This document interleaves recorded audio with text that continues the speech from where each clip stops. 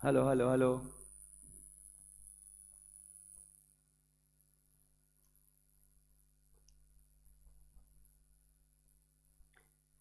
चलिए बच्चों जल्दी से आ जाइए। A very good morning to everyone. आप लोग बोल सकते हैं, शायद आपकी आवाज़ आएगी। अदर वे, एक मिनट, थोड़ा सा मैं वॉल्यूम बढ़ा देता हूँ। एक बार हेलो बोलना। यस यस, अभी ठीक है। चलो बच्चों, दैट्स रियली ग्रेट। चलिए, सो विल कंटिन्यू अपना ड्राफ्टिंग का क्लास विल कंटिन्यू। और मैं एक चीज़ और सोच रहा था ड्राफ्टिंग की क्लास में। एक आई वॉज प्लानिंग कि मैं एक एडिशनली क्लास खत्म होने के टाइम पे रोज़ मैं 10 मिनट आप लोग को कंपनी लॉ भी पढ़ाऊँ। मतलब कंपनी लॉ के सेक्शन जो अपन ने एग्जीक्यूटिव में ऑलरेडी पढ़े हैं बेयर एक्ट से, उसको मैं सोच रहा था कि थोड़ा सा लाइक अपना जो एंटायर ड्यूरेशन ऑफ क्लास है उसमें मैं 10-10 मिनट आपको कंपनी लॉ के स्टार्टिंग विद सेक्शन 23 से लेके 205-206 तक, और रादर उसके पहले के भी प्रोविजन, ये सारे सेक्शन मैं आपको एकदम 10-10 मिनट में रोज़ रिवाइज करवाता जाऊँगा। तो उसका फ़ायदा क्या हो जाएगा कि अभी आप लोग नेक्स्ट ईयर से इंटरव्यू के लिए जाओगे और बाकी के जो एक्ट्स, बाकी के जो आपके जो बाकी के अदर लॉज जो भी आप पढ़ोगे सीएस प्रोफेशनल में, तो आपको ये सारी चीज़ें वहाँ पे भी काम आ जाएंगी। क्या बोलते हो, करना है नहीं करना है?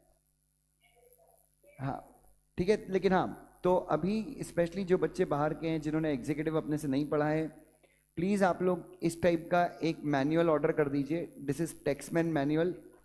ठीक है, ये मेरे पास जो है ये पुराना है, 19th एडिशन है। आप लोग इसका 20th एडिशन ऑर्डर कर दीजिएगा तो आपके लिए बहुत ज़्यादा यूज़फुल रहेगा। और मैं इसी से आपका पूरा कंपनीज एक्ट भी, ड्राफ्टिंग की क्लास खत्म होते होते तक मैं आपका पूरा कंपनीज एक्ट भी यहाँ से क्या कराऊंगा, कवर करा दूंगा। तो स्पेशली जो बच्चे एग्जीक्यूटिव में मुझसे नहीं पढ़े हैं, या फिर जो मुझसे पढ़े हैं बट इनको 6-8 महीने हो गए कंपनी लॉ जिन्होंने देखा नहीं है, तो वापस से उनका टच में रहेगा। क्योंकि ये जैसे ही आपका प्रोफेशनल का एग्जाम होगा आप डायरेक्टली आर्टिकलशिप के लिए जाओगे। और याद रखना, आर्टिकलशिप अपने को सबसे बेहतरीन कंपनी मिलनी चाहिए। 25 से 30 हज़ार रुपये का स्टाइपेंड अपने को आर्टिकलशिप में मिलना चाहिए। और इसके लिए एक ही चीज़ है कि how do you perform in the interview. आप इंटरव्यू में कैसा परफॉर्म करेंगे, दैट रियली काउंट्स। और उसके लिए कंपनी लॉ के ऊपर एक बहुत स्ट्रांग ग्रिप बहुत ज़रूरी है। तो मेरे हिसाब से अगर अपन ने ये किया, क्योंकि कंपनीज एक्ट अगर आपका अच्छा होगा तो आपका गवर्नेंस और वो जो सोशल गवर्नेंस है, दो सब्जेक्ट, वो दोनों सब्जेक्ट आपके बहुत आसान हो जाएंगे। देन आपका due diligence would become very easy अगर आपका कंपनीज एक्ट बहुत स्ट्रांग है। देन इधर strategic management and corporate finance, वो सब्जेक्ट तो आपको और ज़्यादा इजी लगने वाला है, क्योंकि कहीं ना कहीं वो कंपनी लॉ का एक्सटेंशन है। Then insolvency and bankruptcy code ठीक ठाक है। सीआरबीआई में भी आपको कंपनीज एक्ट ही पढ़ना है। मतलब सीआरबीआई में कंपनीज एक्ट के अलावा बहुत कुछ पढ़ना है, बट सेक्शन 230 से लेके 240 तक वो भी कहीं ना कहीं कंपनीज एक्ट से रिलेटेड है। फिर सीआरबीआई में अगर मैं गलत नहीं हूँ तो कॉर्पोरेट एक्शंस वगैरह भी हैं, तो वो भी कहीं ना कहीं आपको पढ़ना है।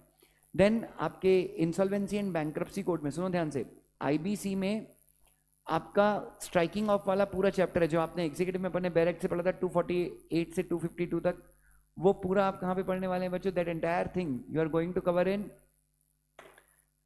इंसॉल्वेंसी एंड बैंक्रप्सी कोड में भी है। तो आपका वहाँ पे भी कंपनी से काम आएगा। तो आपका पूरा का पूरा फाइनल बहुत आसान हो जाएगा। मेरा यकीन मानिए 20 to 30% आसान हो जाएगा अगर कंपनी से का आपको नॉलेज है। और जो बच्चे खासकर मेरे से नहीं पढ़े थे एग्जीक्यूटिव में, उनको तो मैं विशेष तौर पे कहूँगा कि टेक्समैन मैनुअल बिल्कुल ऑर्डर कर दीजिए। और मैं आपको इस चीज़ की गारंटी देता हूँ कि मैं आपको पूरा पढ़ा के दिखाऊंगा उससे, ठीक है, इन क्लास ऑफ ड्राफ्टिंग। ये भी मैं आपसे बोलता हूँ। चलो एनीवे, मैं आपका ड्राफ्टिंग का डिस्कशन कंटिन्यू करूंगा।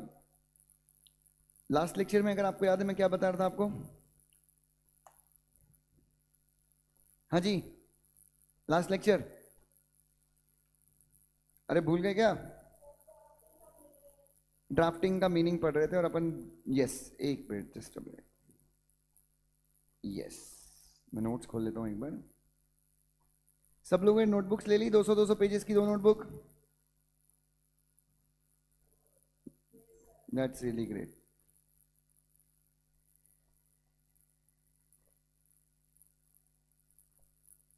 चल,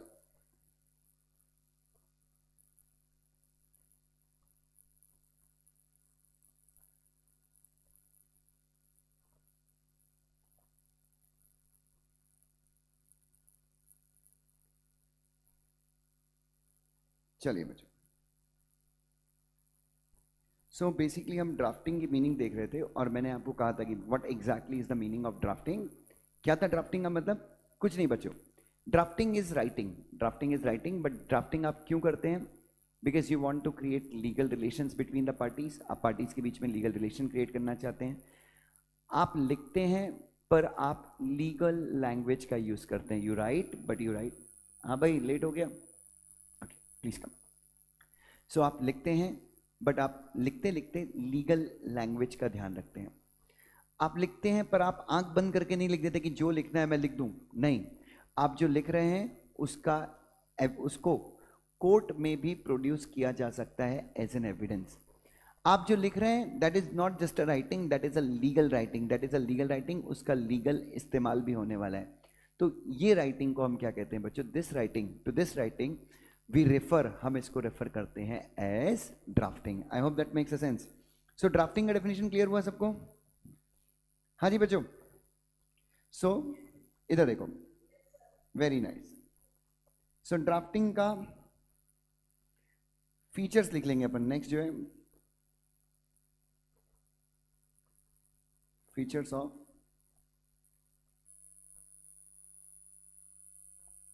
ड्राफ्टिंग।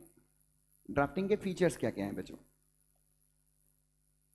सबसे पहला use of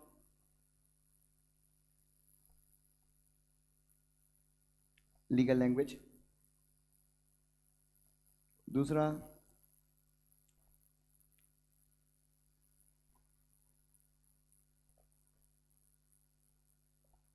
law will create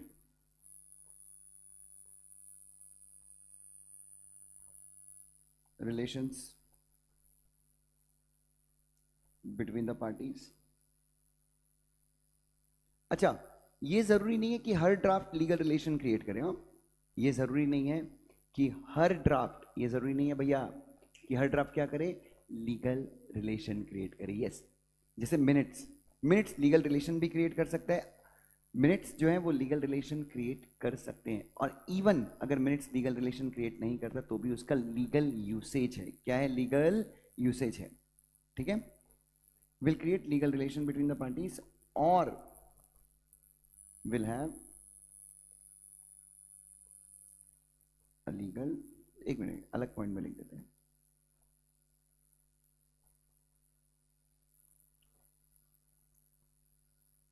drafting as legal usage. उसके बाद क्या ड्राफ्ट को कोर्ट में भी यूज कर सकते हैं? या फिर आप ये लिख सकते हो, it is also called as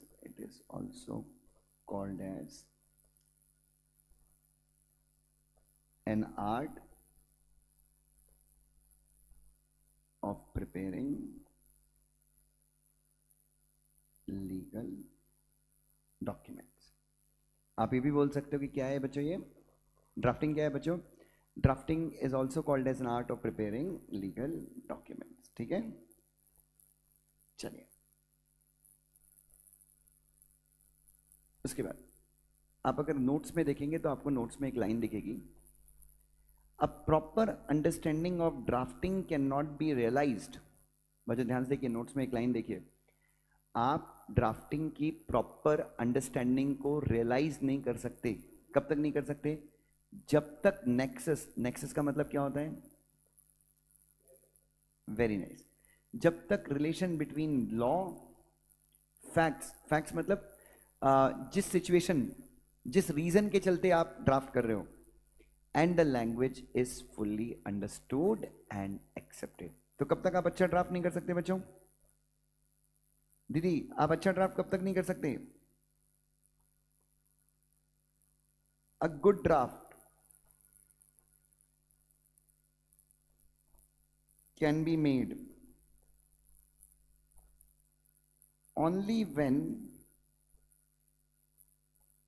the drafter, जो ड्राफ्ट करता है, द वन हु ड्राफ्ट, उसको हम क्या बोलते हैं? यस अर्पिता जी क्या बोलते हैं? ड्राफ्टर। यस, आप ड्राफ्ट्समैन भी बोल सकते हैं, you can also call draughtsman, but draughtsman जो है ना वो काफ़ी generic like gender specific term है, उसमें सिर्फ मेल्स ही कवर होंगे ऐसा लगता है, इसलिए what you can say it, आप इसको ड्राफ्टिंग को जो जो बंदा ड्राफ्ट करता है आप उसको ड्राफ्टर भी बोल सकते हैं. So a good draft can be made only when the drafter, क्या समझता है बच्चों, हैज एन यस अंडरस्टैंडिंग. किसका बच्चों, किस चीज की अंडरस्टैंडिंग है, ऑफ रिलेशंस, नहीं नहीं नहीं, understanding of relation, you have to understand the relation. For example if Arjun says me, अगर मुझे अर्जुन बोलता है कि सर मुझे पार्टनरशिप डीड बना के दीजिए सर, मतलब दुष्यंत सर प्लीज मेरे लिए एक पार्टनरशिप डीड ड्राफ्ट कर दीजिए, तो मुझे समझ में, मुझे रिलेशन समझना पड़ेगा किसके बीच में, understanding the relations between what बेटा, बिटवीन द लॉ. लॉ मतलब अगर मुझे ये बोलता है कि सर पार्टनरशिप डीड बना के दो, तो सबसे पहले मुझे क्या पढ़ना पड़ेगा, पार्टनरशिप एक्ट 1932. दूसरा the facts of the case, दूसरा मैं इनसे बात करूंगा कि बॉस तुम्हारी पार्टनरशिप क्या है, तुम टोटल कितने पार्टनर्स हो, क्या पार्टनर्स को रेम्यूनरेशन दोगे, कितने टाइम के लिए तुम्हारी पार्टनरशिप चलेगी, दिस इज द फैक्ट्स. उनसे मैं पूछूंगा कि उनकी पार्टनरशिप किस बारे में है, यस और no. And then and language, language मतलब मुझे language means I should have a command over the language also. तो मुझे फैक्ट्स पता है, लॉ पता है, पर मुझे लिखना नहीं आता, तो मैं ड्राफ्ट नहीं कर पाऊंगा. सो आपको इन तीनों चीज़ों के बीच में रिलेशंस पता होने चाहिए, तभी आप क्या कर सकते हैं बच्चों, ड्राफ्टिंग कर सकते हैं. इज दैट क्लियर, अरे हाँ है ना. उसके बाद कैन आई से, एक कंपनी के अंदर ड्राफ्टिंग की जो ड्यूटीज होती हैं, लीगल डॉक्यूमेंट्स प्रिपेयर करना, कंपनीज एक्ट के अंदर डॉक्यूमेंट्स प्रिपेयर करना, रजिस्टर रिकॉर्ड. बच्चों अच्छा, एज अ कंपनी सेक्रेटरी तुम कंपनी में जो भी काम करोगे, फॉर एग्जाम्पल आप मिनट्स बनाओगे, आप स्टैट्यूटरी रजिस्टर बनाओगे, आप नोटिसेस बनाओगे, पोस्टल बैलेट के नोटिसेस बनाओगे, अटेंडेंस स्लिप्स वगैरह बनाओगे सेक्रेटरी स्टैंडर्ड की रिक्वायरमेंट के हिसाब से. So what ever documents you prepare under the companies act, मुझे बताइए कि उन डॉक्यूमेंट्स को आप लिखोगे या फिर ड्राफ्ट करोगे, ड्राफ्ट करोगे बच्चों. क्यों, जब आप एजीएम का नोटिस बनाओगे तो आप यू विल अंडरस्टैंड, सबसे पहले आप देखोगे कंपनीज एक्ट के provision, section number 101, secretary standard para 1 2 3 जो भी है, देन SS2 का. उसके बाद यू विल सी कि यार मेरी मीटिंग किस डेट की है, फैक्ट्स, उस डेट से बराबर मुझे 21 डेज का क्लियर नोटिस अपने मेंबर्स को भेजना है. Are you getting my point. So while discharging his duties, अपनी ड्यूटीज को क्या करते टाइम, अपनी ड्यूटीज को डिस्चार्ज करते time the company secretary has to prepare yeah, many documents, and all those documents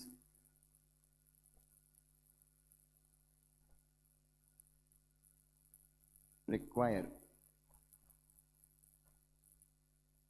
और जितने भी डॉक्यूमेंट्स कौन बनाएगा बच्चों, और जितने भी डॉक्यूमेंट कौन बनाएगा, कंपनी सेक्रेटरी बनाएगा. उन सारे डॉक्यूमेंट में कहीं ना कहीं ड्राफ्टिंग की ज़रूरत होगी. ऐसा नहीं है कि तुमने हाथ से कुछ भी लिख दिया, no, you have to draft every document. ठीक है, और इसलिए बच्चों आप देखिए ये सब्जेक्ट जो है, ड्राफ्टिंग का सब्जेक्ट जो है, ये पूरे का पूरा सब्जेक्ट 100 मार्क का है, बिकॉज वो आपको फाइनल में बताना चाहते हैं कि ड्राफ्टिंग आपको कैसे करनी है. और बेसिकली 70 मार्क की जो ड्राफ्टिंग है, रादर 70 मार्क का यहाँ पे, और 10 मार्क का वो 30 मार्क का जो प्लीडिंग वाला पार्ट है, उसमें भी कम से कम 15 मार्क का, 85 मार्क की जो ड्राफ्टिंग है वो कंपनीज एक्ट से कहीं ना कहीं, या फिर एज अ कंपनी सेक्रेटरी जो डॉक्यूमेंट्स आप ड्राफ्ट करोगे उससे रिलेटेड है बच्चों. ठीक है ना. उसके बाद बच्चों उसके बाद बच्चों, क्या हर तरह की राइटिंग ड्राफ्टिंग है? Every right, what ever you right on paper, is it a drafting? नहीं बच्चों, तो आप दिन में 50 चीजें लिखते हैं, आप टेक्स्ट मैसेज ड्राफ्ट करते हैं, आप व्हाट्सएप मैसेजेस ड्राफ्ट करते हैं, क्या वो भी ड्राफ्टिंग है? नहीं। Drafting would always be useful, drafting हमेशा क्या होगी? यूजफुल होगी। ड्राफ्टिंग के ऊपर कोर्ट में क्या हो सकते हैं? झगड़े हो सकते हैं बच्चों। जो चीजें आप ड्राफ्ट करते हैं, those things can be used in evidence in the court. तो ये हो गया बच्चों मेरा बेसिकली ड्राफ्टिंग का एक्सप्लेनेशन। उसके बाद अगर आप नोट्स में देखें तो जो बंदा क्या करता है, ड्राफ्ट करता है, उसको हम क्या बोलते हैं बच्चों? ड्राफ्टर। गुड ड्राफ्टिंग आप तभी कर सकते हैं जब आपको लीगल लैंग्वेज पता है और प्रोविजंस ऑफ लॉ पता है और intention of parties. Intention of parties basically facts कि पार्टीज एक्चुअली में ड्राफ्ट क्या करवाना चाहती हैं। हाँ जी, सो ये हो गया बच्चों drafting. Drafting is writing as per the provision of law और to create legal relation between the parties. Now is everyone clear with drafting? तो ये पूरा सब्जेक्ट का मतलब drafting. Is everyone clear? So बहुत इजी है बच्चों।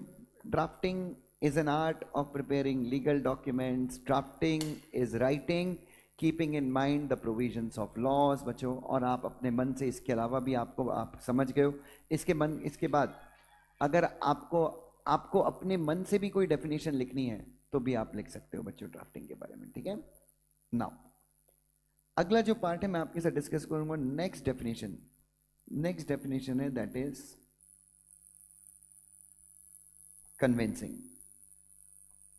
किसी को आइडिया है सीएस एग्जीक्यूटिव के नॉलेज के आधार पे कि कन्विंसिंग का मतलब क्या होता है?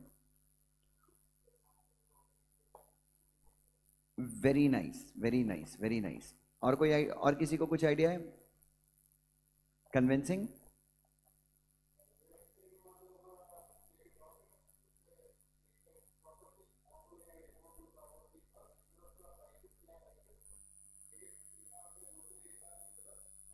वेरी नाइस बच्चों, एक चीज याद रखिए।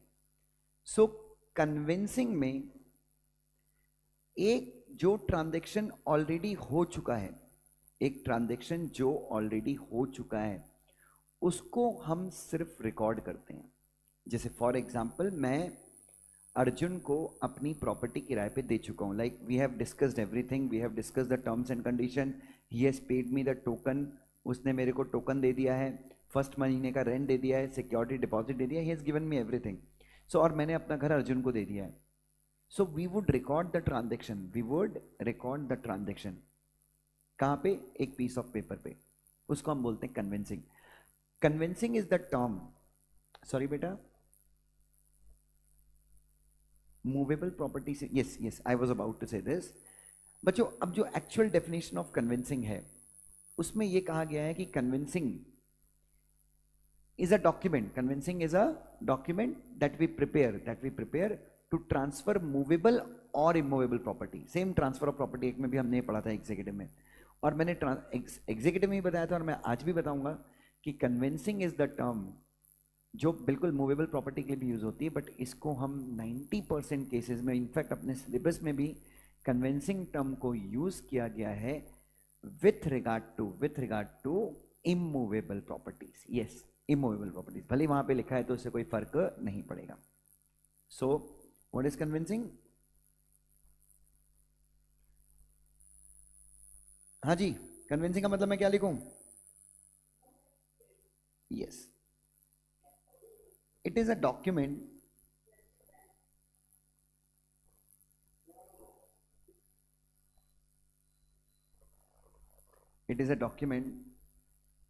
through which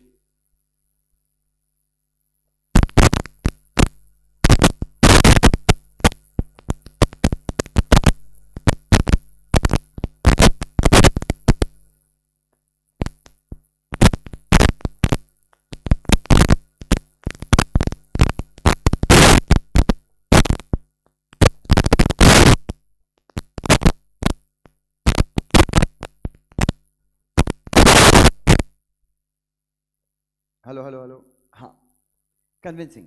सो कन्विंसिंग क्या है बच्चों? It's a document through which a right और इंटरेस्ट इन मूवेबल और immovable property is transferred. So what exactly convincing is? बच्चों convincing क्या है? एक ऐसी टर्म है, कन्विंसिंग एक प्रकार का डॉक्यूमेंट है जिस डॉक्यूमेंट के थ्रू आप कोई राइट, कोई अधिकार, कोई बेनिफिट मूवेबल प्रॉपर्टी का या इमूवेबल प्रॉपर्टी का ट्रांसफर करते हो, ठीक है? और बच्चों इस टर्म को कहां कहां पर डिफाइन किया गया है? The term convincing is defined in Indian stamp act and section 205, section number 205 of transfer of property act also defines the term convincing.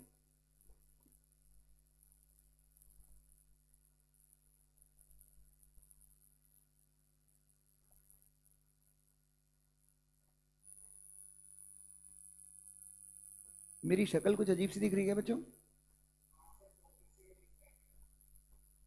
अरे अरे क्या हो गया?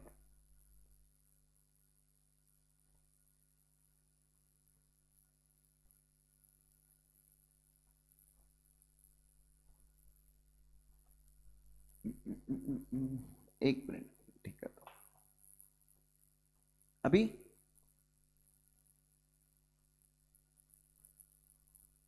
अभी ठीक दिख रही है?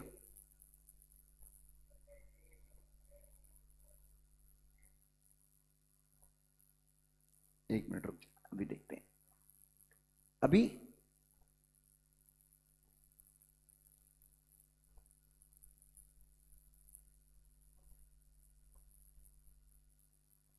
अभी ठीक है क्या? क्या बोल रहे हैं?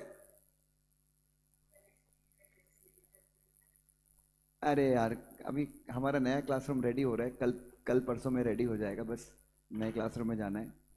चलो एनीवे, हाँ जी। So what I am talking about, मैं बात करता कन्विंसिंग। तो बच्चों ये जो डेफिनेशन मैंने आपको कन्विंसिंग की दी है, ये इंडियन स्टैम्प एक्ट में भी है और ट्रांसफर ऑफ प्रॉपर्टी एक्ट में भी आपको कन्विंसिंग की डेफिनेशन मिल जाएगी। अच्छा, एक और चीज,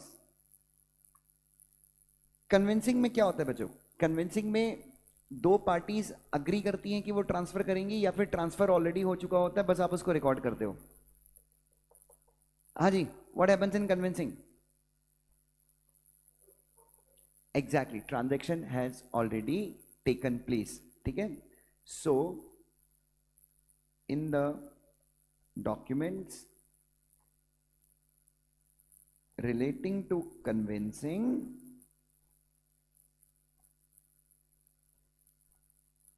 comma, the transaction in movable or immovable property which have already taken place are recorded, ठीक है? सो एक और चीज, कन्विंसिंग में आप प्रोमिसेस नहीं करते बच्चों, कन्विंसेस में आप प्रॉमिस नहीं करते। आपने ऑलरेडी अपना कॉन्ट्रैक्ट, आपने ऑलरेडी अपना प्रॉमिस परफॉर्म कर दिया है, सिर्फ और सिर्फ उस प्रॉमिस को आप क्या करते हो? कन्विंसिंग में रिकॉर्ड करते हो, ठीक है? Promises are already performed and just recorded, ठीक है? आपने ऑलरेडी क्या कर दिया है? जो प्रॉमिस था उसको आपने परफॉर्म कर दिया है और आप सिर्फ उसको क्या करते हैं? रिकॉर्ड करते हैं। Is that clear? यार ये कोई टाइम है आने का? You're half an hour late. Please have a seat. Professional में यार कम से कम इतना ध्यान रखो, आप लोग बस दहलीज पे आ गए हो, you just on the verge of becoming a company secretary. So यार I don't expect these kind of things. आज सेकेंड डे क्लास का and you are late. Articleship के इंटरव्यू के लिए चेक प्रिपेयर कर रहे थे. दादा प्लीज अभी आर्टिकलशिप बाद में कर लियो, एज भी आपकी कम लगती है, तो दोनों ग्रुप पे फोकस करो यार, इट्स बेटर. एनीवे, हाँ प्लीज प्लीज प्लीज बैठिए.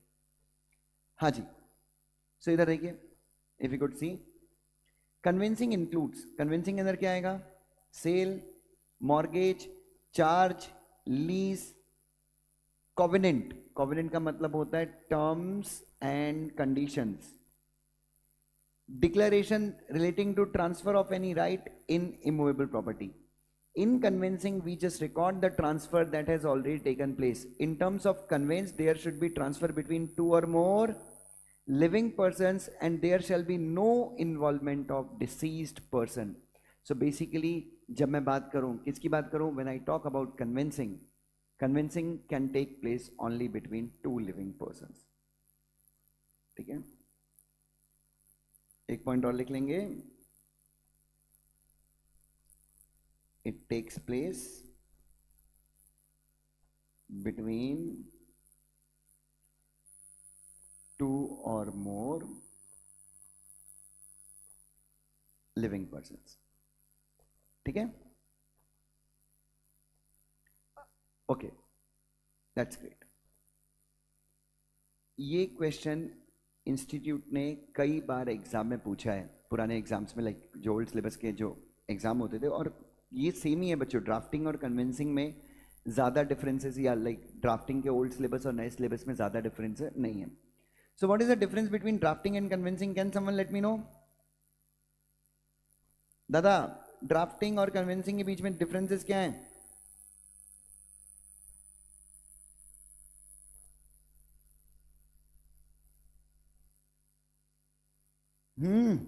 कौन बताएगा?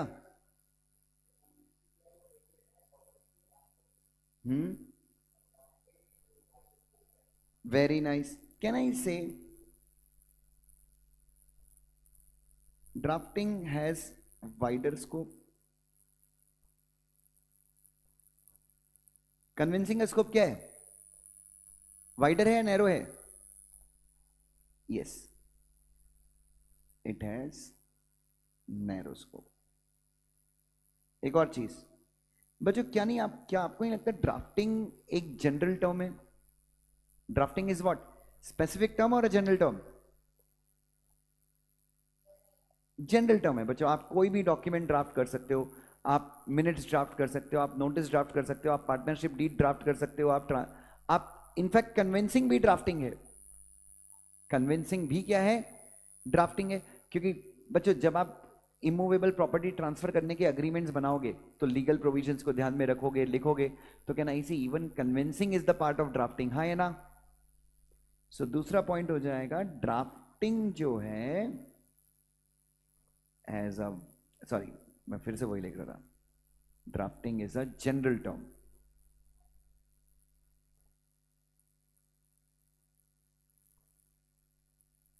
Convincing,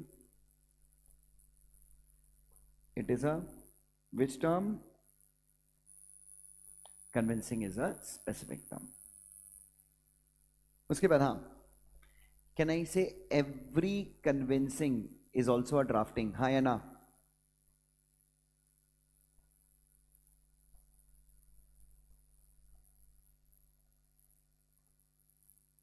is also a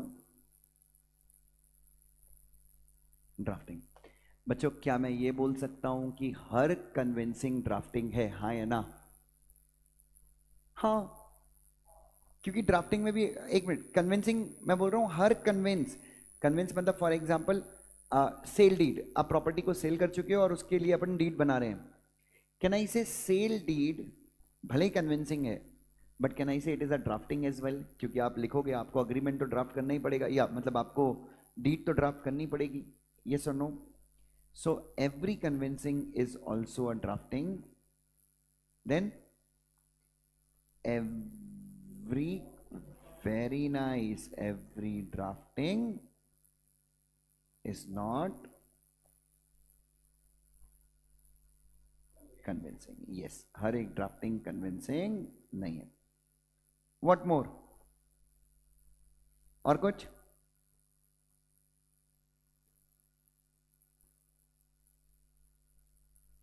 drafting के अंदर सारे लीगल डॉक्यूमेंट आते हैं जो पार्टीज के बीच में रिलेशन क्रिएट करते हैं, and also include document that are made to satisfy the requirement of law. ये स्पेसिफिक टर्म है, ठीक है, वाइडर है, ये नैरोअर है, it deals with document. Yes, एक पॉइंट अच्छा है, इट डील्स विथ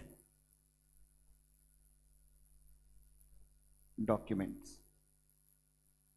हर एक प्रकार का डॉक्यूमेंट जिसमें आप लॉ के प्रोविजन यूज करते हो वो ड्राफ्टिंग हो जाता है। हर एक डॉक्यूमेंट जो आप लीगल रिक्वायरमेंट के चलते बनाते हो वो ड्राफ्टिंग हो जाता है, ठीक है। कन्विंसिंग, इट डील्स विथ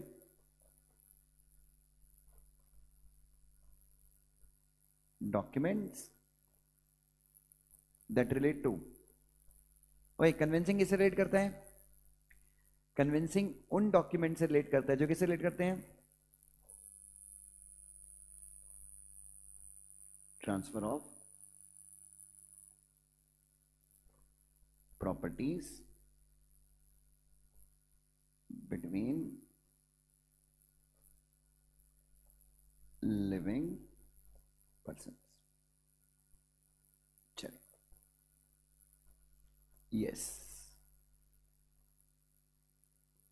अच्छा, एक और चीज, एक और जो मेरे नोट्स में मैंने अच्छा पॉइंट लिखा है कि ड्राफ्टिंग किसके अंदर कवर, ड्राफ्टिंग वर्ड कहां पे कवर होता है?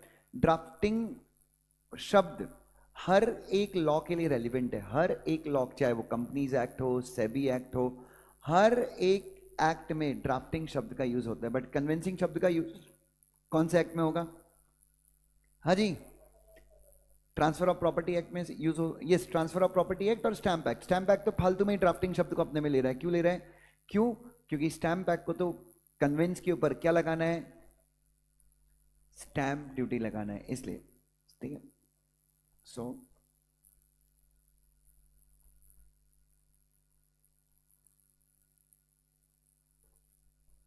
it is covered under many laws.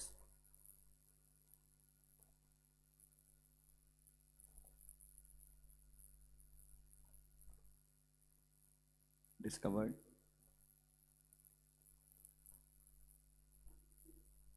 under TOPA and Stamp Act. चलिए बच्चों, सो ये अपना हो गया। नाउ अब हम अगला जो डिस्कशन करेंगे, that we are going to have a discussion on documents. मुझे बताइए, कन्विंसिंग सबको क्लियर है? ओए, कन्विंसिंग सबको क्लियर है?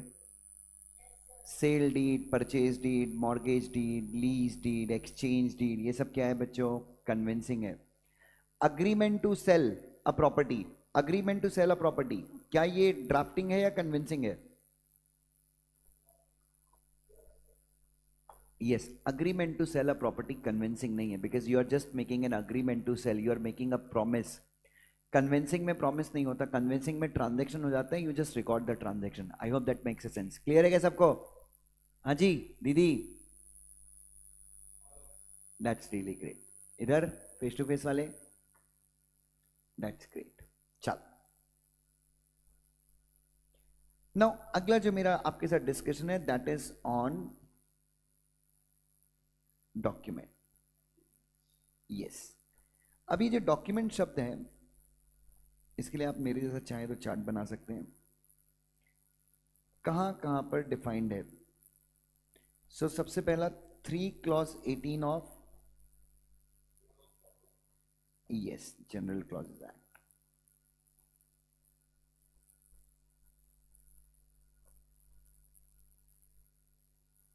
देन 2 क्लॉज 36, 36 है ना, देखने एक बार।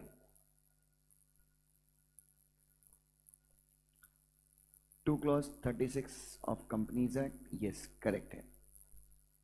उसके बाद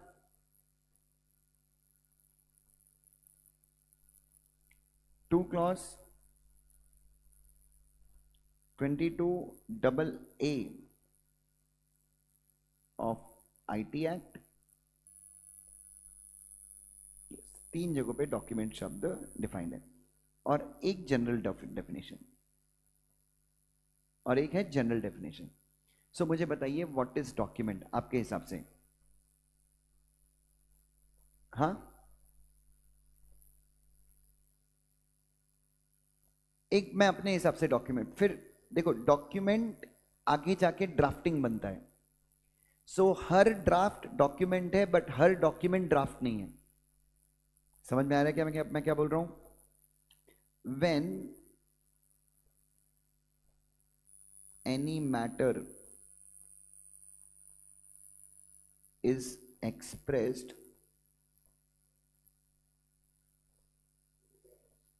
on a tangible object for recording the matter. किसके? अच्छा वो, ओके ओके ओके, आप हो गए क्लास में? अरे ओके ओके, चलो प्लीज अपना ध्यान रखो बेटे। हाँ जी, हाँ जी बच्चों। तो कितनी जगह पे ड्राफ्टिंग डॉक्यूमेंट शब्द को हाँ, पहले मैं बता रहा था कि मेरे हिसाब से डॉक्यूमेंट शब्द का मैटर क्या है। When any matter is expressed on a tangible object for recording the matter. आप किसी भी चीज को एक्सप्रेस करते हैं, कहां पे एक्सप्रेस करते हैं? किसी टेंजिबल ऑब्जेक्ट पे। टेंजिबल ऑब्जेक्ट का मतलब क्या मैंने यहां पे यस क्या मैंने यहाँ पे पेपर वर्ड यूज किया है? नो भैया, मैंने यहाँ पे पेपर वर्ड यूज नहीं किया है। मैंने यहाँ पे कौन सा वर्ड यूज किया है?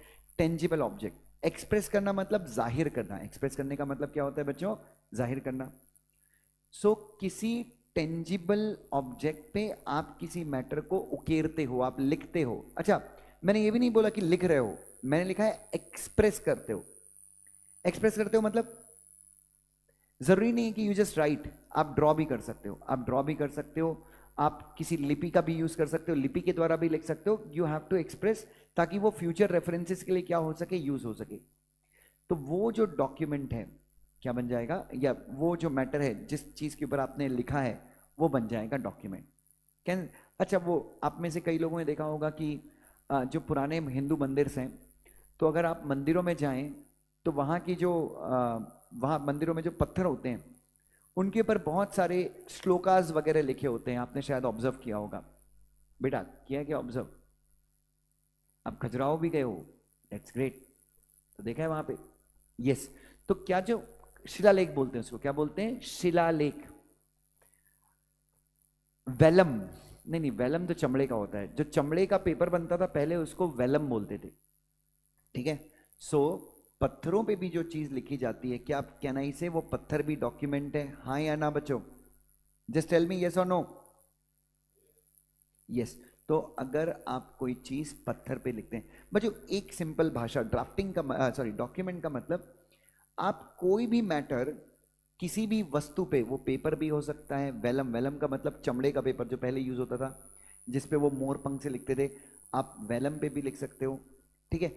तो कोई भी चीज जिसपे आप कोई चीज एक्सप्रेस करते हो, लिखना मतलब जरूरी नहीं कि आप ABCD लिखो, आप उस पर कोई चित्र बना सकते हो, कोई आकृति बना सकते हो।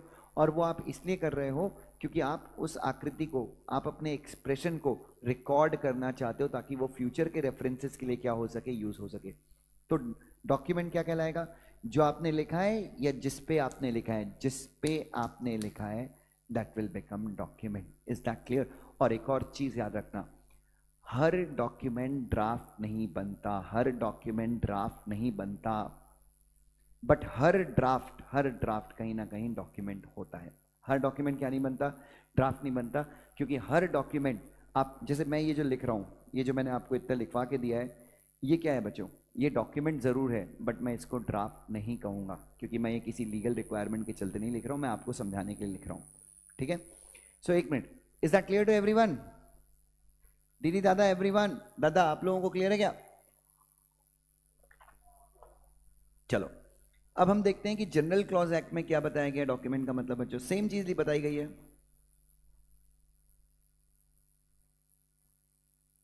क्या बताया गया जनरल मैटर में बच्चों? जनरल क्लॉज एक्ट में any matter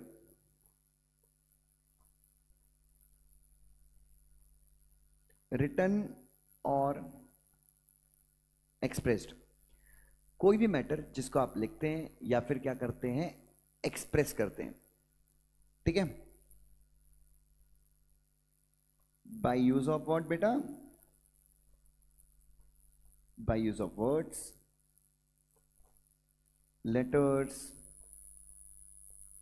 figures, charts, marks etcetera. कहां पे? ऑन एनी पेपर और सब्सटेंस। सब्सटेंस का मतलब कुछ भी हो सकता है, ठीक है। और last, and the paper and substance is used to record that matter, ठीक है। तो डॉक्यूमेंट क्या बनेगा बच्चों? ओए डॉक्यूमेंट क्या बनेगा? जो आपने लिखा है वो डॉक्यूमेंट बनेगा, या जिस पेपर या सब्सटेंस पे लिखा है वो डॉक्यूमेंट बनेगा?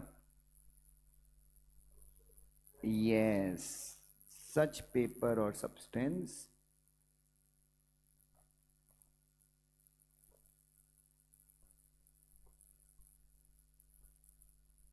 becomes document. I hope that makes a sense. Clear है? सब लोगों ने लिख लिया? चलिए जल्दी से लिख लीजिएगा।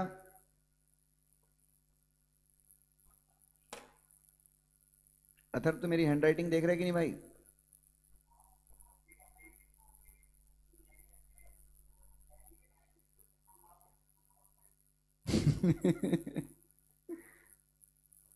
चलिए,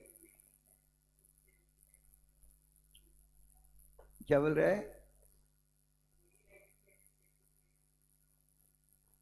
बहुत बढ़िया भाई, बहुत बढ़िया, मैंने बहुत मेहनत की है भाई।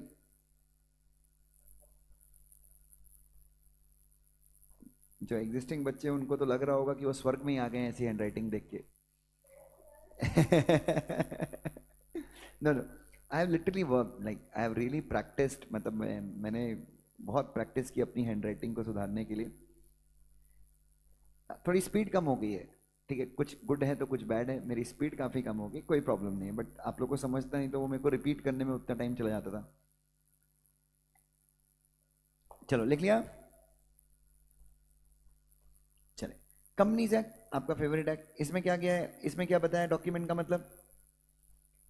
अच्छा, अब बच्चों याद रखना, किसी डेफिनेशन के आगे, देखो ये चीज़ मैंने आपको एग्जीक्यूटिव में भी क्लियर की थी और मैं यहाँ पे बता दूँ, कुछ डेफिनेशन शुरू होती है मीन्स से और कुछ डेफिनेशन शुरू होती हैं इंक्लूड से। सो क्या मुझे कोई बता सकता है दोनों डेफिनेशंस के बीच में डिफरेंसेस क्या है?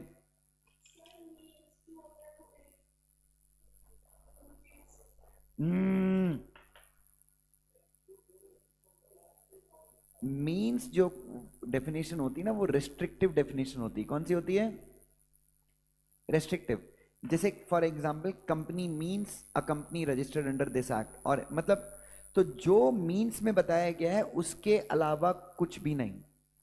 और जो डेफिनेशन इंक्लूड्स होती है वो इंक्लूसिव होती है, मतलब डॉक्यूमेंट इंक्लूड्स, मतलब 236 बोल रहा है डॉक्यूमेंट इंक्लूड्स, मतलब जो हमने इंक्लूड किया है उसके अलावा भी कुछ हो सकता है। मतलब हमारे हिसाब से इतना है बट किसी और लॉ में लिखा है तो वो भी हो सकता है, या हमारी एक्ट के दूसरे प्रोविजन में बताया कि डॉक्यूमेंट कुछ और है तो वो भी हो सकता है, उसके अलावा ये भी है। तो इन्होंने क्या बोला, डॉक्यूमेंट क्या इंक्लूड, डॉक्यूमेंट के अंदर क्या आएगा? कंपनीज एक्ट में क्या बोला है? Document includes summons, notices, requisition. क्या होता है बच्चों? रिक्विजिशन सेक्शन 100 और section 100, section 111, 111 requisition, orders, declaration. Companies act में डिक्लेरेशन कितने टाइप के होते हैं? फॉर्म, रजिस्टर्स, इश्यूड, सेंट और kept as per the act.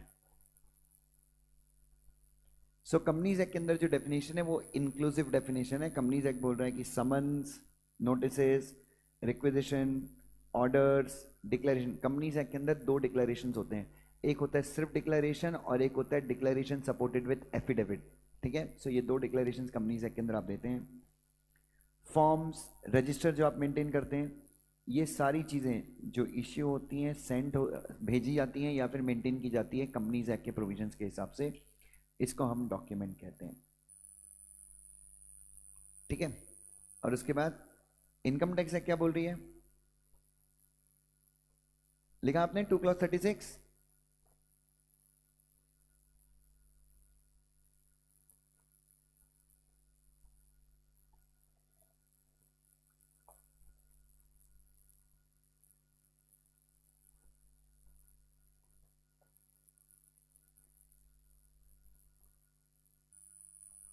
लिखा बच्चों?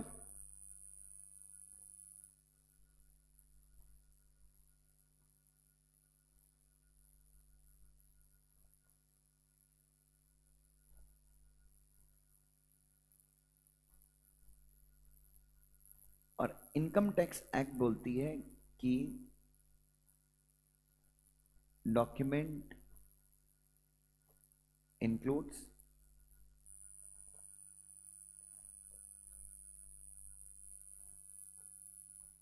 इलेक्ट्रॉनिक रिकॉर्ड्स एज पर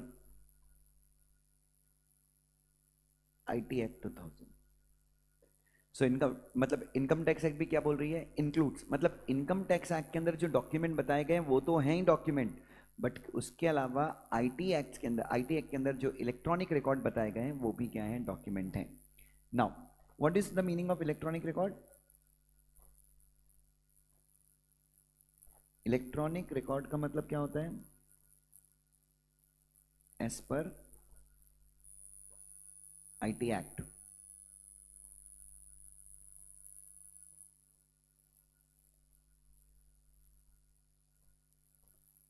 मीन्स क्या क्या इंक्लूड करता है, data,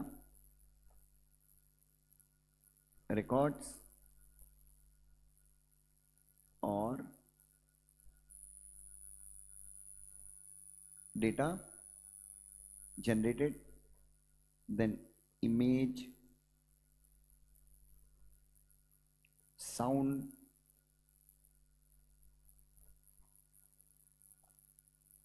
received or sent in electronic form और माइक्रोफिल्म और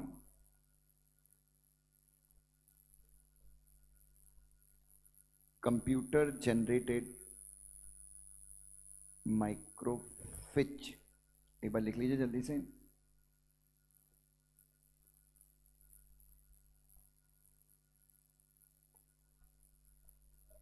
हाँ बेटा लिख लिया। माइक्रोफिच बेसिकली आप वो पहले चलती थी ना बच्चों, वो डिस्क ड्राइव वगैरह सुना होगा, वो सीडी वगैरह, they are called as micro, मतलब आज की तारीख में आप मान सकते हैं पेन ड्राइव्स एंड ऑल, इसके अंदर जो भी डेटा स्टोर होता है।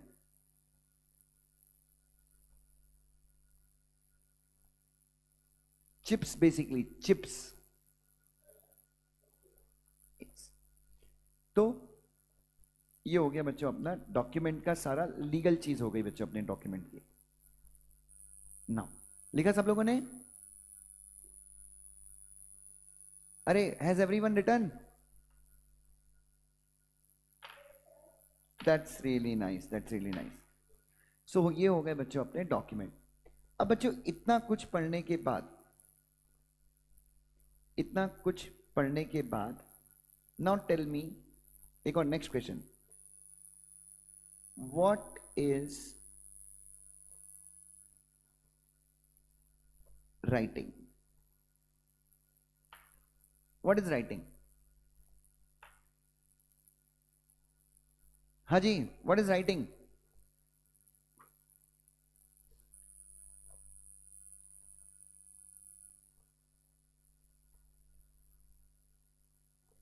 हाँ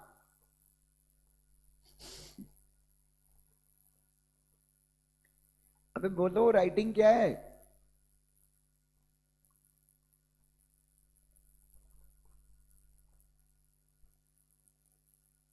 अथर्व मेरे हीरो, शुभ,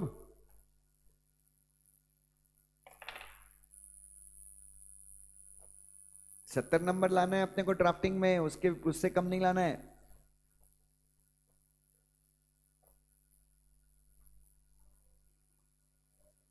अरे अथर्व, राइटिंग के लिए किसी आर्ट की जरूरत नहीं है। मेरी तेरी छोटी भतीजी, तेरी छोटी बहन विरनिका भी लिखती है, ए बोला तो ऐसे लिखती है, ए।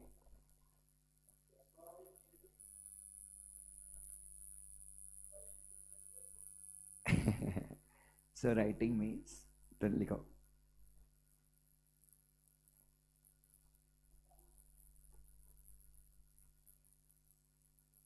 Writing means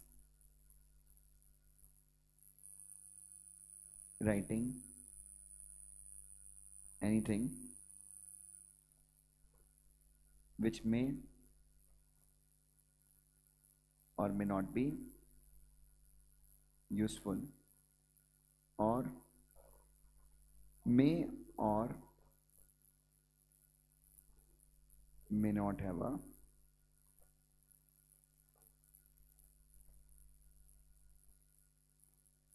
purpose।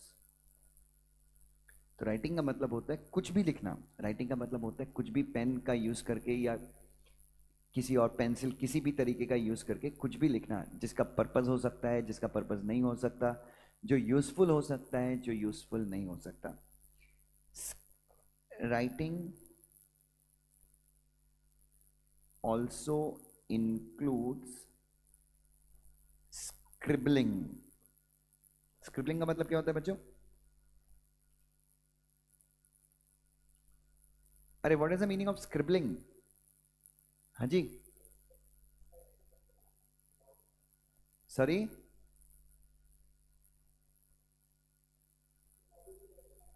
अपन चलाते रहते हैं ना, अपना साइन करते रहते हैं। तो writing also includes scribbling, writing also includes scribbling. ठीक है। नाउ अब बच्चों, अब मैं आपसे पूछना चाहूंगा, इधर देखो,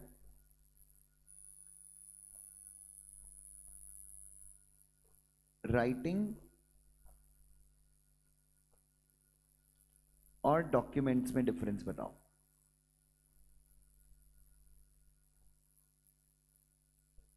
tell me the difference between writing and document. बोलिए।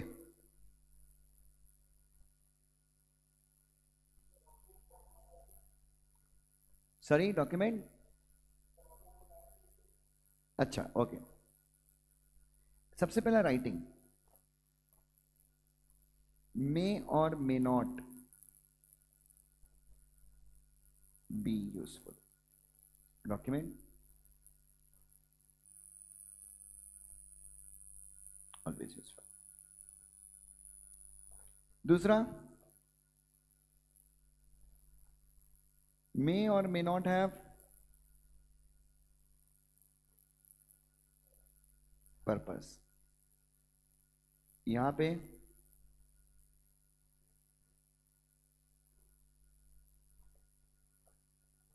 उसके बाद what more, may or may not be accepted by court. Court accept कर भी सकता है, कोर्ट एक्सेप्ट नहीं भी कर सकता as evidence. Document if made correctly will be accepted by the court।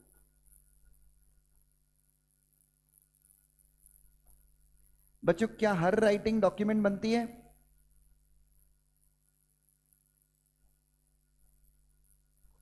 बच्चों, क्या हर राइटिंग डॉक्यूमेंट बनती है, हाँ या ना? हर राइटिंग डॉक्यूमेंट नहीं बनती बच्चों। Every writing does not become document. Yes लिखो,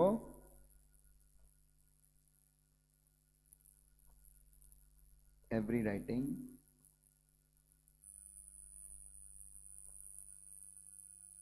become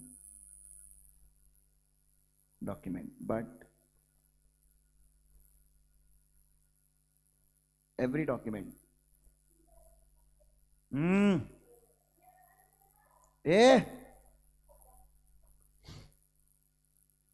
Every document is mostly in writing. हाँ, मतलब अगर आपने डॉक्यूमेंट में चित्र वगैरह बनाए तो बात अलग है, बट हर डॉक्यूमेंट मोस्टली क्या होता है, लिखित में होता है, राइटिंग में होता है. नहीं नहीं, चित्र भी बनाओगे तो पेन वेन का तो यूज करोगे ना.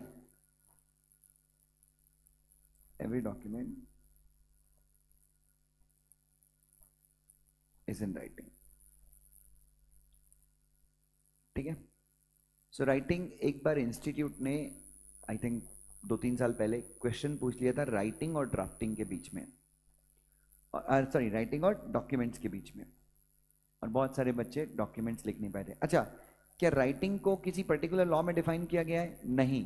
बट डॉक्यूमेंट्स को डिफाइन किया गया है. अरे हाँ, है ना.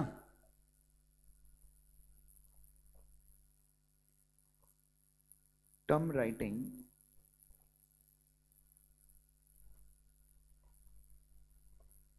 is not directly defined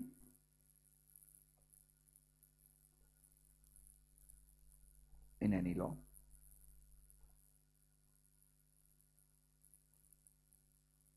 The term document is defined under Companies Act 2013,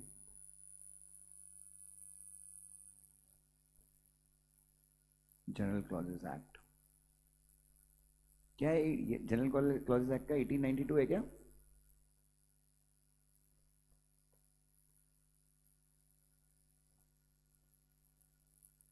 चलिए,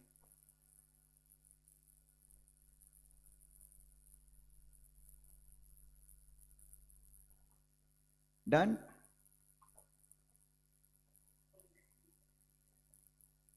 नहीं नहीं, 18 का ही कुछ है, देख 92 या 93 है कुछ. तो आप देख रहे हो शायद बस अमेंडमेंट होगा. अरे ऊपर ही पढ़ा था यार अपन ने. 1893 है, 92 है, सॉरी 1897 है.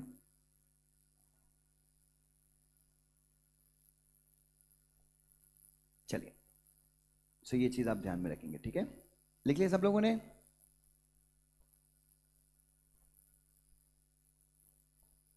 चलो, एक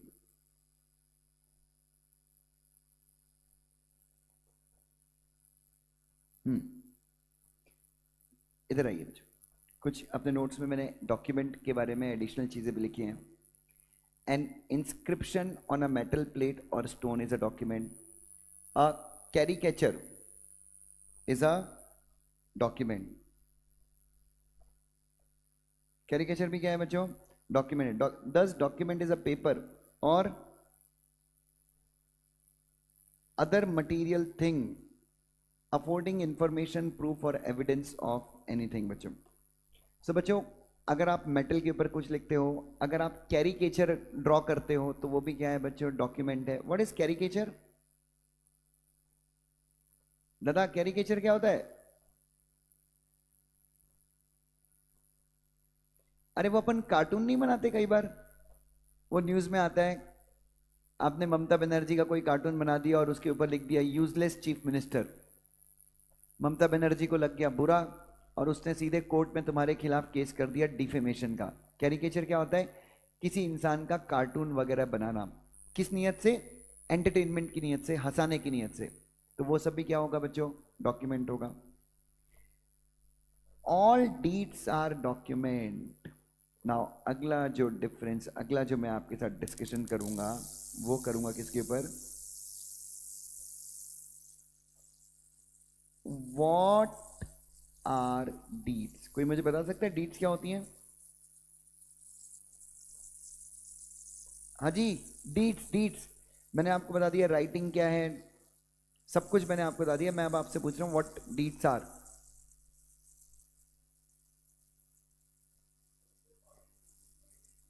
एग्जैक्टली. देखिए, जैसे कि अपनी जो टर्म थी, कौन सी टर्म थी? उदाहरण के तौर पे ड्राफ्टिंग के अंदर मैंने बताया था कि drafting creates legal relation between the parties, पहला।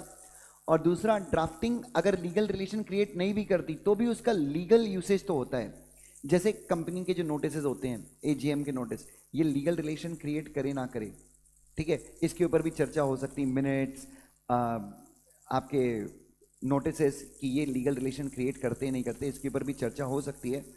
बट अगर ये लीगल रिलेशन क्रिएट करे ना करे फिर भी ये ड्राफ्टिंग है। बट डीड जो है, सुनेगा ध्यान से, deed always creates legal relations between the parties.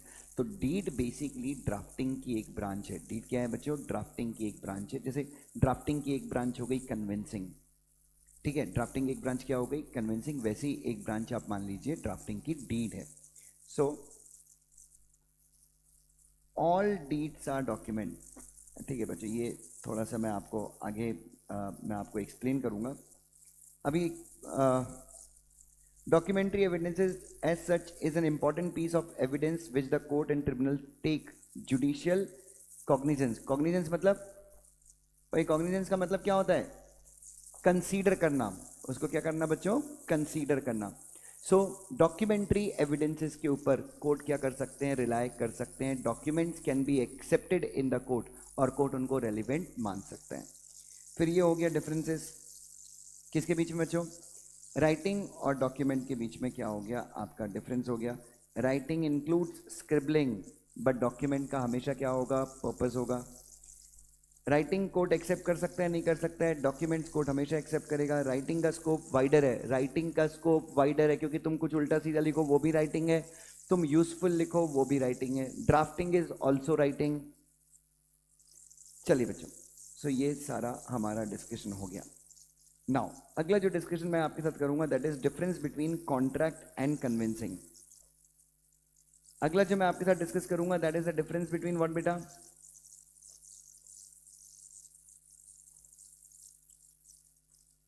Notes में ही आ जाइए। So what is the difference between contract and convincing लिखेंगे हम, बट पहले नोट्स में लिखते हैं। क्या मुझे कोई बता सकता है कॉन्ट्रैक्ट और कन्विंसिंग के बीच में डिफरेंस क्या है अपने दिमाग से? हाँ जी बच्चों, कॉन्ट्रैक्ट और कन्विंसिंग के बीच में डिफरेंस। दीदी प्लीज प्लीज प्लीज प्लीज शांत बैठे हो। ओके, दैट्स रियली नाइस, आपने एकदम सही पकड़ लिया। ऑनलाइन में कोई बताना चाहेगा कॉन्ट्रैक्ट और कन्विंसिंग के बीच में डिफरेंस?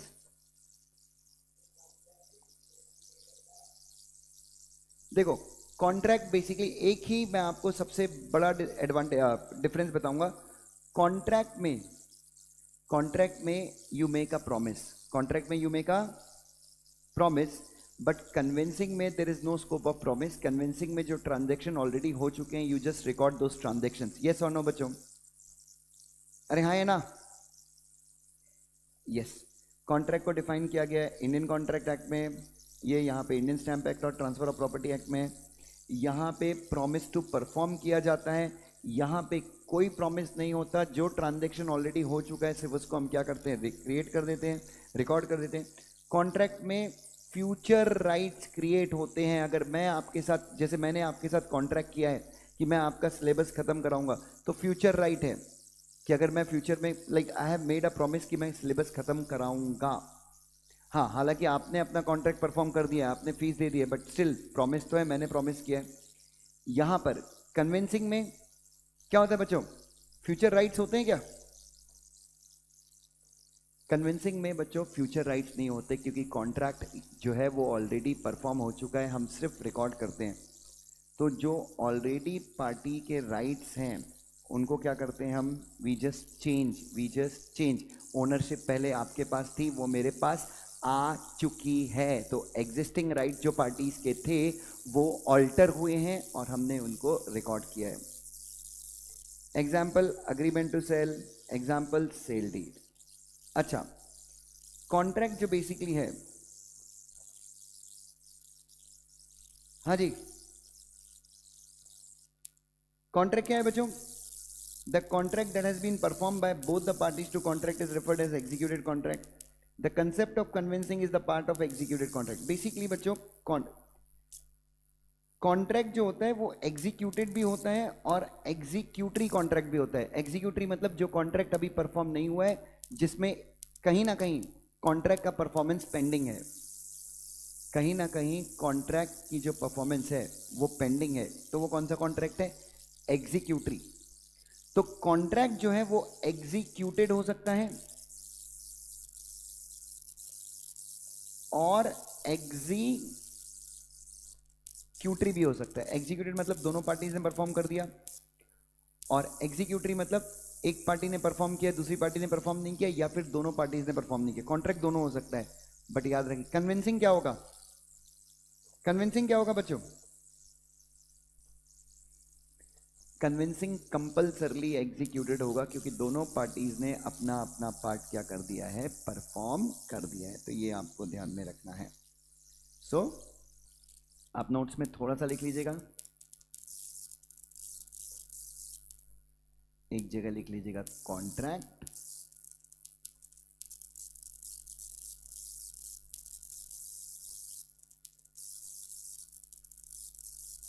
क्या हो गया?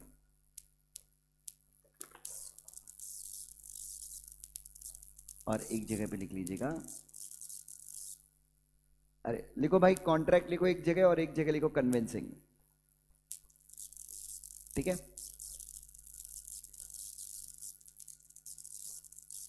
और कॉन्ट्रैक्ट में पहला पॉइंट क्या लिखना?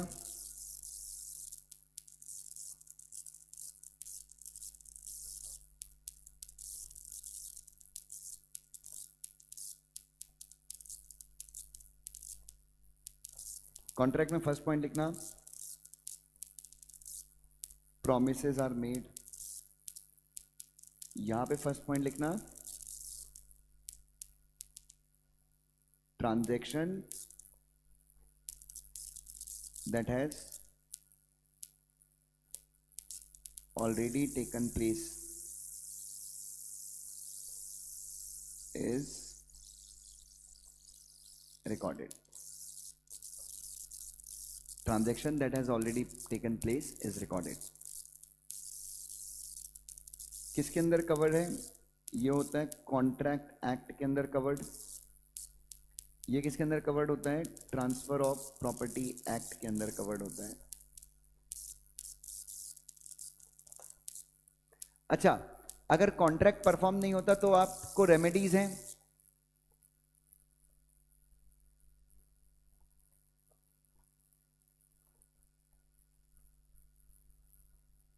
एक और पॉइंट लिखता हूं,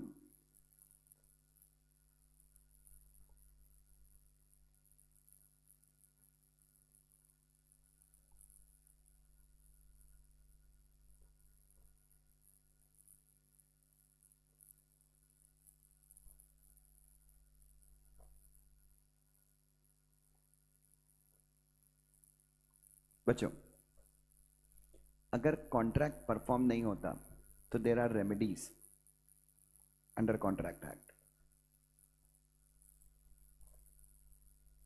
यहां पे देयर इज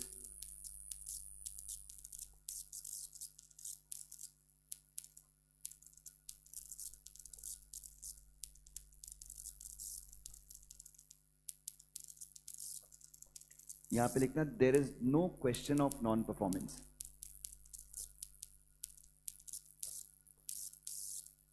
यहां पे लिखना there is no question of non performance. क्यों नहीं है?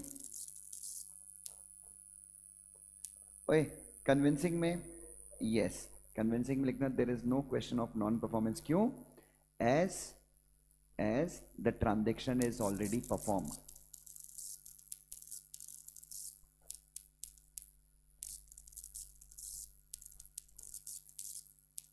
there is no question of non-performance as the transaction is already performed। I hope that makes a sense। clear है सबको?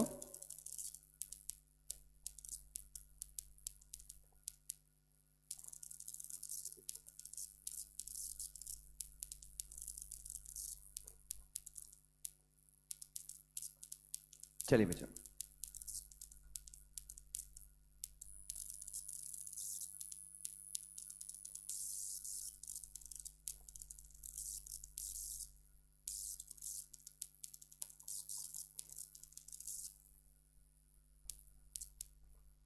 डन।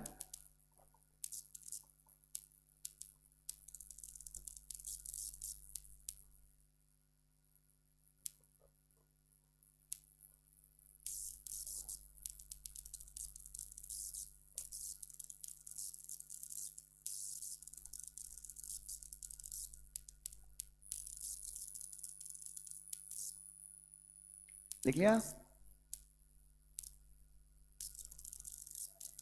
चलो आज के लिए बस करेंगे। आखिरी के जो मैंने कहा था कि आपको 10-12 मिनट 5-7 मिनट हम कंपनीज एक्ट को देंगे। सो मैं आपके साथ जो डिस्कशन स्टार्ट करूंगा कंपनीज एक्ट में, वो मैं शुरू करूंगा 23। ठीक है?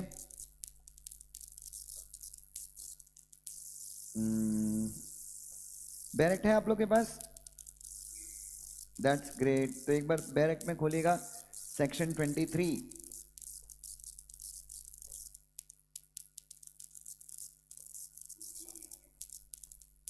भाई नई पुरानी से क्या फर्क पड़ता है? अभी तो पास होगा तेरे को।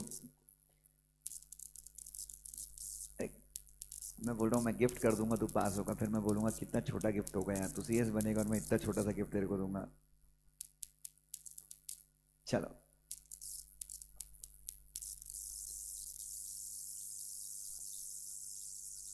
Yes please. तो आज का हमारा सेशन हो गया खत्म और अब हम स्टार्ट करेंगे कंपनीज एक्ट। तो कंपनीज एक्ट में दोस्तों आज हमने पढ़ा, वो देखा है क्या, वो एक लड़का बहुत पॉपुलर हो गया, वो कोई तो अंकित भानुप्रिया। तुम लोग से मैं क्यों पूछ रहा हूँ, तुमको कहाँ ही पता होगा। आपने देखा है क्या दीदी? आपने? वो एक चड्डी बनियान पहने रहते, चड्डी पहना रहता और एकदम बॉडी बॉडी। उसने कुछ 75 डेज चैलेंज लिया था। अभी कुछ शायद 2 मिलियन सब्सक्राइबर हो गए उसके यूट्यूब पे, इस पे इंस्टा पे कुछ तो। चलो तो जल्दी से हमारा कंपनीज एक्ट का सेशन 10 मिनट वाला।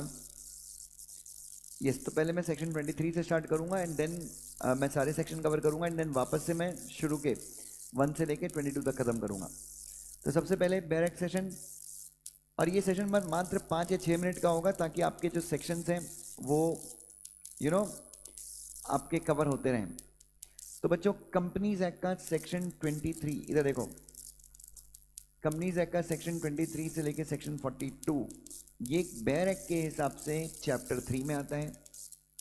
और ये जो सेक्शन है, ये जो सेक्शंस हैं, ये सारे सेक्शन डील करते हैं prospectus and allotment of securities. ये चैप्टर का टाइटल है।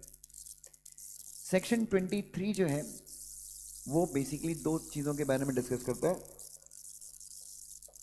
Public offer and private placement. ठीक है? नाउ अब बच्चों आप लोग ये सेक्शन पढ़ेंगे, तो ये सेक्शन पढ़ने के पहले आपको एक बार कंपनीज एक्ट का 2 क्लॉज 70 पढ़ना चाहिए। 2 क्लॉज 70 जो कंपनीज एक्ट का है, ये प्रोस्पेक्टस को डिफाइन करता है। और 2 क्लॉज 70 के अंदर उन्होंने 3 तरह के प्रोस्पेक्टस डिफाइन करे हैं। 3 तरह के प्रोस्पेक्टस बताएं। पहला, can someone let me know? A document which is issued as a prospectus, वो प्रोस्पेक्टस है। दूसरा, शेल्फ प्रोस्पेक्टस, जिसको सेक्शन 31 में डिफाइन किया गया है, और red herring prospectus. Very nice एक था। और तीसरा, ऐसा डॉक्यूमेंट जिसके ऊपर कुछ भी नहीं लिखा है but it is a document, it's a document, फिर से आया, it's a document, it's a circular, it's an advertisement, it's a notice issued by the company inviting the public to subscribe for securities of the company। तो ये क्या हो गया? 2 clause 70 में prospectus बताया गया है। ठीक है? नाउ सेक्शन 23 बात करता है public offer and private placement. Now what is the meaning of public offer? ये भी इन्होंने एक्सप्लेन किया है। कहाँ पे? सेक्शन नंबर 23 के एक्सप्लेनेशन में। पब्लिक ऑफर के अंदर आता है initial public offer, further public offer और ऑफर फॉर सेल। तो बच्चों याद रखिए, कंपनीज एक्ट के सेक्शन नंबर 23 में उन्होंने डिफाइन किया कि पब्लिक ऑफर का मतलब क्या होता है। Initial public offer, further public offer and offer for sale by existing members of the company. Now 23 का सबसेक्शन 1 क्या बोलता है कि एक पब्लिक कंपनी अपनी सिक्योरिटीज को इश्यू कर सकती है। किसको इश्यू कर सकती है? पब्लिक को। पहला तरीका क्या है? पब्लिक को। पब्लिक को इश्यू करना है तो किसके थ्रू? प्रोस्पेक्टस के थ्रू। मतलब आप अगर शेयर्स अपने या अपनी सिक्योरिटीज पब्लिक को इश्यू करे तो सिर्फ पब्लिक कंपनी कर सकती है, और उस केस में भी प्रोस्पेक्टस इश्यू करना मैंडेटरी है। दूसरा तरीका है पब्लिक कंपनी कैसे शेयर इशू कर सकती है, प्राइवेट प्लेसमेंट। अच्छा यहाँ पे शेयर नहीं है, यहाँ पे सिक्योरिटीज है। सिक्योरिटीज शब्द डिफाइन किया गया 2 clause N of securities contract regulation act में, जिसमें शेयर, डिबेंचर, बॉन्ड सब कुछ इंक्लूड किया गया है। दूसरा तरीका है सिक्योरिटीज इशू करने का प्राइवेट प्लेसमेंट के जरिए। और प्राइवेट प्लेसमेंट के अंदर अगर आपको शेयर इशू करने हैं या सिक्योरिटीज इशू करनी है तो आपको सेक्शन 23 से लेके 42 के अंदर, या मतलब ये जो चैप्टर 3 है कंपनीज एक्ट में, ये 2 पार्ट में डिवाइडेड है, पार्ट 1 और पार्ट 2। पार्ट 1 में सेक्शन 23 से लेके 41 तक है और पार्ट 2 में सिर्फ एक सेक्शन है 42, प्राइवेट प्लेसमेंट। ठीक है। और तीसरा तरीका है एक कंपनी राइट इश्यू और बोनस इश्यू भी इश्यू कर सकती है। तो बेसिकली पब्लिक कंपनी 3 तरीके से शेयर इश्यू कर सकती है सेक्शन 23 के हिसाब से। Public issue bye prospectus, bye issue of prospectus. दूसरा क्या है, second is private placement section 42 को कंप्लाई करके, और तीसरा है राइट्स और बोनस इशू। और अगर आपकी कंपनी स्टॉक एक्सचेंज में लिस्टेड है तो आपको सेबी के द्वारा बनाए गए रेगुलेशंस फॉलो करना है राइट्स इशू और बोनस इशू के लिए। और अगर आपकी कंपनी प्राइवेट कंपनी है तो सिर्फ वो 2 ही तरीकों से शेयर इशू कर सकती है, राइट्स और बोनस या फिर प्राइवेट प्लेसमेंट। तो ये है बच्चों आपका सेक्शन नंबर 23। सेक्शन 24, ये सिर्फ याद रखना, सेक्शन 24 को आप सिर्फ इतना ही पढ़ लो कि in the matter of issue of securities और ट्रांसफर ऑफ सिक्योरिटीज, सिक्योरिटीज के इश्यू होने से रिलेटेड और सिक्योरिटीज के ट्रांसफर होने से रिलेटेड, कौन सी कंपनीज के द्वारा, लिस्टेड कंपनी या फिर propose to be listed company जो है, लिस्टेड या फिर propose to be listed company अगर सिक्योरिटीज इश्यू करती हैं या सिक्योरिटीज को ट्रांसफर होता है तो इस बारे में पावर दे दिया है, किसको पावर दे दिया है, सेबी को। किसका पावर दे दिया है, रेगुलेशन बनाने का। देन सेक्शन 25 हम कल पढ़ेंगे और आज का डिस्कशन हम खत्म कर देंगे। प्लीज अपना ध्यान रखना, कल से हम शायद ड्राफ्टिंग चालू कर देंगे। कल शायद वो दिन आएगा जब हम अपना पहला ड्राफ्ट करेंगे। मैं चाहता हूँ आप सारे ड्राफ्ट्स के नंबर बताएं, क्योंकि मैं चाहता हूँ कि इस क्लास में मैं 140 ड्राफ्ट्स के आसपास कवर कराऊँ, ऐसा मेरा इरादा है। आई डोंट नो कितना अचीव कर पाऊंगा, बट 140 ड्राफ्ट करने का मैं इरादा लेके आया हूँ। चलो बच्चों, थैंक यू सो मच, मिलते हैं कल।